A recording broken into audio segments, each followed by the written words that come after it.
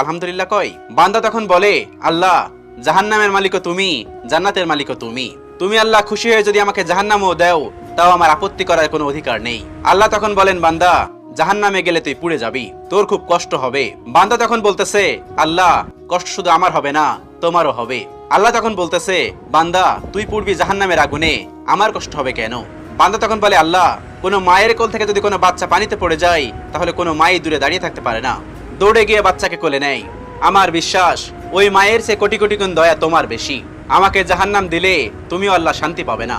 আল্লাহ তখন বলে, বান্দা, এই দলিল তুই কই পাইলি? বান্দা তখন বলে, আল্লাহ, আমাদের জাতির পিতা ইব্রাহিম আলাইহিস সালাম তোমার প্রেম মুখে নিয়ে যখন নমরুদের আগুনে পড়ে গেল, তার আগেই তুমি বলে দিলে